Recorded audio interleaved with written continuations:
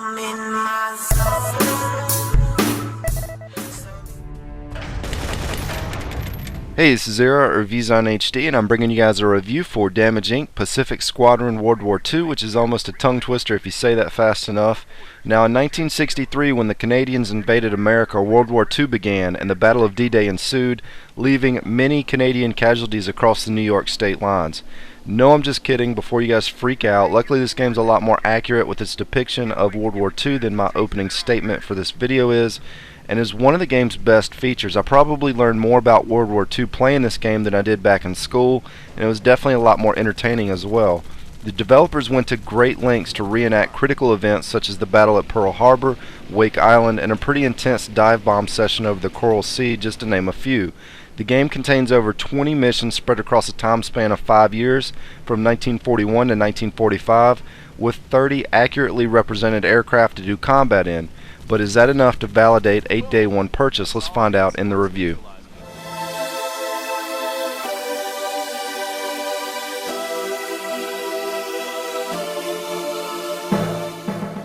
There's no denying that some of the stages look flat out bad. Certain environments just don't look that good on here, with the ground looking like one big massive blurb of colors pasted together.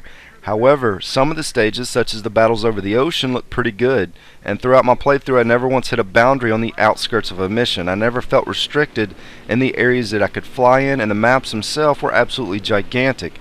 It reminded me a lot of the original Operation Flashpoint game.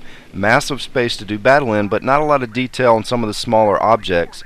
While the game ran smooth the majority of the time, I did notice a bit of choppy frame rate on a couple specific missions. Overall, this game's not going to compete visually with other juggernaut games such as the most recent Ace Combat, and it very well could be its weakest selling point.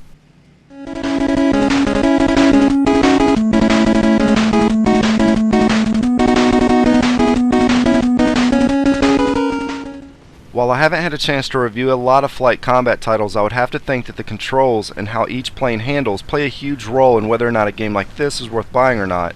And in that regard, it hits a nail on the head in that category from front to back. I played with both the flight stick and the Xbox 360 controller, and it was absolutely spot on and responsive with both. I could tell a huge difference when piloting a smaller, lighter plane opposed to a larger, heavier one. They did a great job of giving each plane its own personality, and even when upgrading a specific plane, I could see an immediate difference the next time I took it out for a spin. Certain planes could really turn on a dime, and were fast enough to bring a new enjoyment to the combat starting near the middle of the campaign. Once the game got through the opening few missions and began introducing the dive bomb and torpedo planes, the fun factor really increased. More on that in the next category.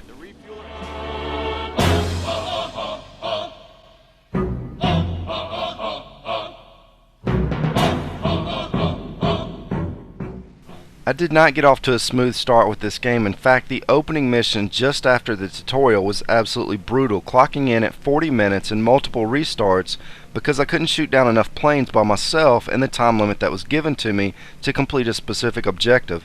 The game difficulty is a bit unbalanced in the sense that I never once actually got shot down in combat, even playing on the hardest setting, but I did fail time-based objectives frequently, even on the easiest setting, and it wasn't so much that I couldn't properly aim or that I just wasn't fast enough.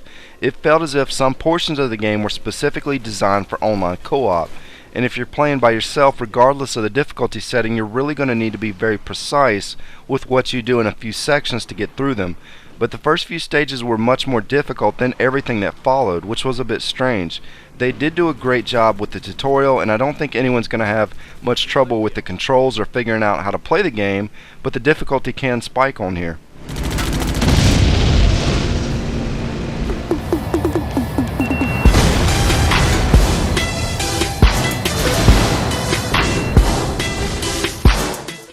The one thing I did not get to test out in my time with this game so far was the online co-op and versus modes, as I was doing this review before the game's release, and I would have to think that the online will play a huge role in the enjoyment on this one, so I will be testing it out this week and bringing you guys a bit more coverage for that part of the game. Without being able to test that out just yet and judging it solely off its offline single player campaign mode, as far as if this game's worth buying or not will really come down to the type of gamer that you are.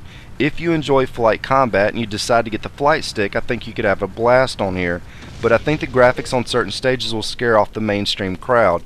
The flight stick, which I haven't really discussed, almost deserves its own review, as it's one fantastic piece of equipment, and if you're planning on picking this title up, I would recommend shelling out the extra cash for it, as it did make the game a lot funner to play, and handles well enough to bring a sense of realism to the experience. Anyways, that's pretty much all I got for this review. This is Zero at ReviewZoneHD, and thanks for stopping by.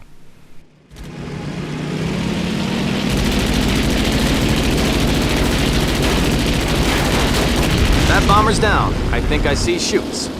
Kill confirmed, pilot.